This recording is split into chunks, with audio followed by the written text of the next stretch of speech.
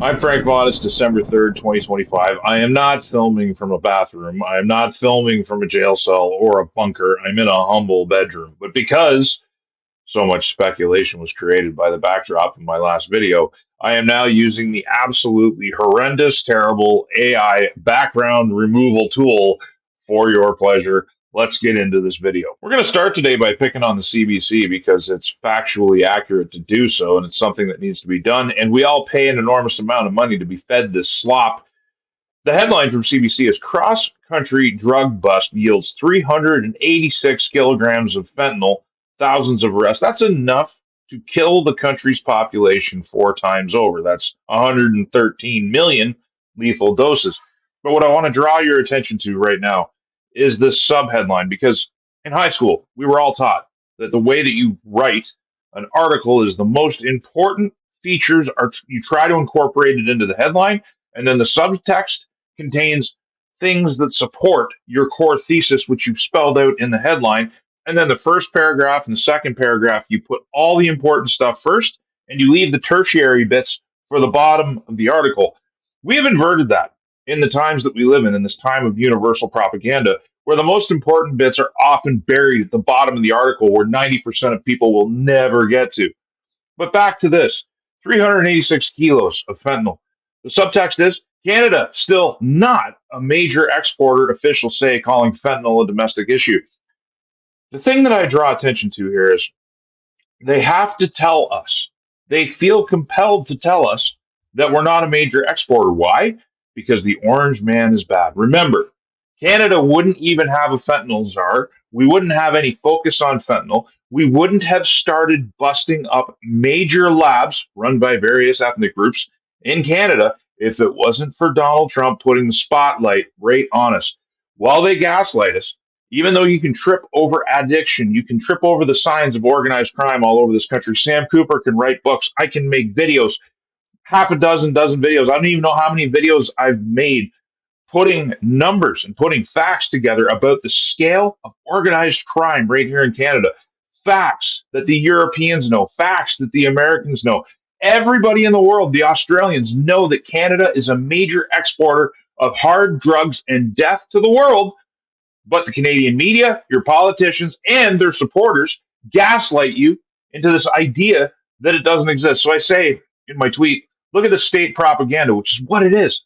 CBC is state media. They're worse than Russian television. Look at the subtext. They can't just tell you it's a huge news story. They have to let you know that in spite of the evidence of your eyes, the orange man is still wrong about everything. No matter how much you don't hate the CBC enough, you're going to see some more reason for that in this video. This is the tip of the iceberg. There's no need. This is one bust. And yes, they arrested thousands of people, but I tell you, it wouldn't have happened if Donald Trump hadn't put the spotlight on us. We're at risk of losing everything if we don't get a handle on this. This is why I think Carney's starting to turn the page, talking about bail reform, why these busts are starting to happen, because we have been exposed, but the Canadian people aren't allowed to know, at least by the media and politicians, how bad they let things get in this country. Now, you would think a bust of that magnitude, a bust of that scale, would have some lasting curiosity. At least for the CBC, they might talk about it for more than one day because indeed the story broke yesterday. But here we are. This is the CBC right now. It is nowhere to be found. Nowhere to be found.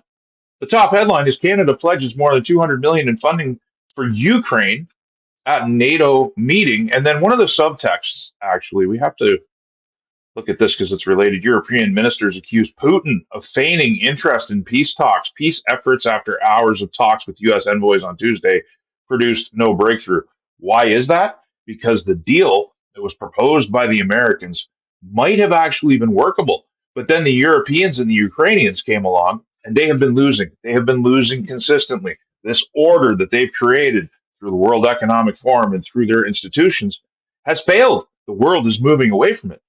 And even though Ukraine is losing every single day, I think yesterday they only lost about 20 square kilometers of territory. It's a slow day for the march of the Russian army that's breaking through on every single front. You know, the Ukrainians, the Ukrainian regime, not the fighters, not the poor victims of this world, this war and the civilians and the soldiers, they actually sent troops in a suicide mission into Pokrovsk to get a photo of the Ukrainian flag raised in the city so that they could make a propaganda play to European and North American audiences that they had liberated the city and took it back from the Russians. But they don't show you the footage widely available through alternative media channels and on Telegram of every single one of those soldiers getting killed because they don't have control of the city. They're losing on every single front. Now, Canada, running an $80 billion deficit, you would think we would pare back our support for the war. Remember, this is a government that's about to seize your guns, ostensibly because they don't believe in violence, even though hunters don't do the violent crime. The criminals on the street doing all the illegal things that this government has enabled for the last decade, those are the ones they should be targeting. They're not. Ostensibly, they don't believe in violence unless it comes to Ukraine. And we got all kinds of money, 200 million in funding for Ukraine, for a war that is lost. And the only thing that is happening now is a protection of the Zelensky regime's corruption. And that's what it is. It's a regime. They survived long past the time they were supposed to run an election. People say, oh, they're at war. They can't have elections. The Russians ran an election. They're at war. There's only one thing left to do as regards Ukraine, and it's not dump more money into the war. It is to stop the killing. It is to recognize that Russia has won the war, make the appropriate concessions to satisfy their demands, whether you like it or not. Because if you don't like it, the war is going to continue and Ukraine's going to lose everything. And expanding the war to sinking their shadow fleet all over the world, wherever it is found, is going to do nothing but worsen things for everybody, including the Ukrainian people. And by the way, the people who should have your most thorough sympathies are the Ukrainian civilian and the soldiers who are dying uselessly, looking back behind their backs at Kiev, which is threatening to destroy their lives, and Zelensky and all of his friends, which once again, we're talking about the CBC here. They've got this headline here. Who is Kirill Dmitriev, the blacklisted Putin ally and key player in Ukraine peace talks? Nowhere is the corruption of Ukraine that is being exposed right now in real time. Is it covered on CBC and getting the splashy headlines? Presidential offices were raided. Evidence was seized. Ministers have been quitting. People are fleeing the country with their hundreds of millions of dollars, which you, as a Canadian taxpayer, have in part at least contributed to their corruption so that they can buy golden toilets. CBC is not telling you about that. That's why this is state propaganda. They're not telling you about Zelensky's right hand man being implicated, his bank account being implicated. They're not telling you about that. They're talking about Kirill Dmitriev. They're not doing anybody any favors, not you, not the Ukrainian people. And by the way, the Russians had an election. Putin won it handily. The world might call it fake, but it's not. The war itself is tiring on the Russian people. They want it over, but they don't want it over without victory. They talk about the saying that is common in Russia right now is peace after victory because they see what they're doing has value. They don't hate Putin for the war. Because let's be honest, the CBC, they talk about how Putin feigns interest in peace talks. That's one of their headlines right here. How many years before the Russian invasion did the Russians use diplomacy as their primary tactic? There was a coup in Ukraine, which we backed, which took out the duly elected government. There were the Minsk Accords, which Ukraine failed to abide by. For 8 long years, the Russians tried to end the ethnic and cultural cleansing that was going on in the East, another side of the story that CBC is not informing Canadians about. They're doing the Russian boogeyman thing. And it's tragic because it will not lead to an understanding which can stop the killing. Speaking of killing, let's talk about Canadian healthcare because it's quite good at that. And no, I'm not talking about MAID being offered to veterans as a solution to their depression problems or forced MAID, people being forcefully pushed into MAID, which is another story that is developing. I don't think I'm going to be able to get to it until I get back into the office. But I want to talk about first, just quickly, this headline right here. 80-year-old diabetic Calgarian shocked to receive $100 bill for COVID-19 vaccine. Who is still doing this? Who is still getting booster shots for this common cold? This thing was supposed to end civilization. Remember that? There was a time in my life where I thought maybe it would be a very severe impact, But it became pretty clear in early 2020 that the more dangerous thing was going to be the government and the dangerous medical experiment they forced everybody to participate in. But here we are, and this is the headline that they produce. Now, the interesting thing is the FDA in the United States seeks more oversight of vaccine trials and approvals. The agency's top vaccine regulator proposed broad changes, claiming that a new review linked 10 children's death to the COVID vaccine. But public health experts questioned the findings, wanting to examine the data. Now, I picked the New York Times because they might be grudgingly covering this. We all know, anybody with common sense anyway, knows that the vaccine side effects that hit people from COVID 19 were far worse than COVID 19 itself. If you account for comorbidities and people that would have died from the flu or died from a bad lung infection anyway, COVID 19 was highly survivable, especially for kids. The vaccine itself, because this number is low, of course, we have to look to other sources if we want to discover what's behind this headline. But the idea that it linked 10 children's death, a minimum, it was a minimum. Because of the criteria, it's likely far more. It's possible, probably likely, that the vaccine itself killed more children than COVID 19 did. But once again, this isn't about the New York Times, who at least ABC, NBC, they're covering this, even if grudgingly. But CBC doesn't tell you about it. Now, we know there are thousands of people in this country right now suffering from C-19 vaccine injuries, and they are locked in a battle trying to restore some semblance of decency to their own lives and getting absolutely no support from the so-called reporters and the so-called journalists who you would think would be interested in this problem. But sadly, they're not. Here's another one. We're going to give table salt some love on X because honestly, if you want real reporting and you want real news, you have to go to alternative sources. Major breaking, massive liberal boondoggle. The PBO has determined that Carney's wartime building program, at a cost of $38 billion, half of our deficit, will generate only 3.7% of the required 690,000 homes. Only 25,000 units will be built over 5 years at a cost of $1.5 million per unit. And once again, the Liberal appointment as parliamentary budget officer is at it again, exposing the Liberals while his mandate lasts because he's practically been fired and they're looking for a more tactful, what do they call it? Tactful and responsible replacement. That is somebody who will toe the Liberal Party line. This man has told the truth on a number of occasions already. It's a shame we're going to lose him because he basically said the country's bankrupt in 16 months, less than 2 years, not years, but in a year and a bit, maybe. The same parliamentary budget office that said we'd be eating squirrels for subsistence if we carried on the way that we're going is the same one that's exposing the fraudulent housing program. And at a cost of $1.5 million per unit, who's going to win? Brookfield. Because Brookfield is in the modular home production business. Everywhere you look under the hood of this current government, there is one winner, Brookfield. That's why I covered in a previous video how billionaires are dumping their stock in other holdings in tech and they're plowing their money into Brookfield stock because they can see that the current man who is managing this nation is managing Canada to the benefit of a certain company. But yet again, of course, none of this makes CBC News. None of this is on the front page. They're not exploring the numbers behind our $80 billion deficit.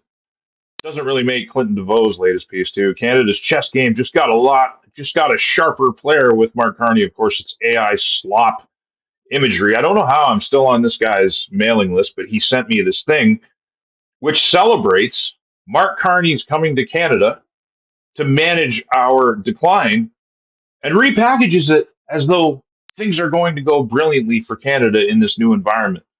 And I find it interesting because this was the executive director of the People's Party of Canada under Bernier. And there's a lot to unpack there, but we're not going to unpack it today. I hope I can get off his mailing list. He recently responded to one of my videos saying that I'm unbearable. I'll be really unbearable if I start examining the faulty logic. You, Clinton DeVoe, as a supporter of the COVID-19 vaccine, and the supporter of the notion that if we didn't all take it, the world was going to end. Well, the world didn't end, sir. Have you ever corrected yourself? Have you ever taken a step back? You pushed the carbon con as well. I'm not really sure what you were doing associated with the PPC, and I wonder if the thing was undermined from the very beginning. But moving on to something more important, this is the most attention that Clinton's got in a long time outside of the insider circles. Let's look at something else the CBC is talking about today. Legault calls Miller a disgrace to all Quebecers for his comments on French language. A day after being named federal culture minister, Mark Miller says he's fed up with the language debate, and the Quebecois government is all offended. Please leave. Please leave. Pass your constitution in the National Assembly. Get the job done. Get out of the country. Break this thing up because you, as Canada's volunteer participant, don't have to stay. You can cancel the welfare checks that are coming to you every single month anytime you want. You can start developing your own resources. You can start getting rich in your own very French way. And I encourage it, just like I encourage Saskatchewan and Alberta to take their ball and try and find other options. Which, by the way, I'm still in Alberta, the wonderful state of Alberta, or the wonderful independent nation. I see banners, I see Alberta flags, I see banners for the Alberta Prosperity Project everywhere. The momentum's building and will only continue to build as long as Mark Carney is being celebrated by Easterners who think it's wonderful watching this man position Canada to be completely looted. Now back to CBC because we're trying to stay on point for this video. We already talked about the $100 bill that a poor 80-year-old diabetic Calgarian got for his C-19 vaccine should probably be far higher to discourage uptake. We also have under analysis as millions of Americans face pricier health insurance. Is Trump care the answer? And here we are. Premiums will more than double unless Congress extends the Affordable Care Act subsidies because God bless Barack Obama, the hero of the American people. And of course, they pick a picture of Donald Trump where his eyes are a little bit shut and he's rubbing his forehead because good propaganda contains elements of truth as well as elements that are just narrative and purpose. And trying to paint the orange man bad is pretty much all the CBC has at this point. Now, what the CBC isn't covering today is this. I was panicking. Manitoba man claims he switched hospitals and learned he was having a heart attack. This is back on November 23rd. They might have covered it at the time. I don't want to misstate that. They may have described that at the time. But he says basically he was sitting in a hospital. He couldn't get tests. He's having chest pain. And after 2 hours of waiting in the ER, his pain kept getting worse, and he says no one came to help him. You're sitting there thinking, I'm going to die. Romano was told by triage staff that his EKG was normal, basically getting gaslit, that he's not having a heart attack, but he said that that couldn't be possible due to the extreme pain he was in. So, not wanting to wait any longer, he left to get help elsewhere. So he left and stumbled out of the hospital and went to another hospital. Once he arrived at the ER triage staff did an EKG and conducted a troponin test, which is a blood test that measures the levels of proteins in the blood to help diagnose or rule out a heart attack. And it was 5 times over the limit. So here's this guy having a heart attack with free Canadian healthcare. Can't get help. Here's another one. Tens of thousands of Canadians died waiting for medical care in the past year alone because Canadian healthcare is managed scarcity.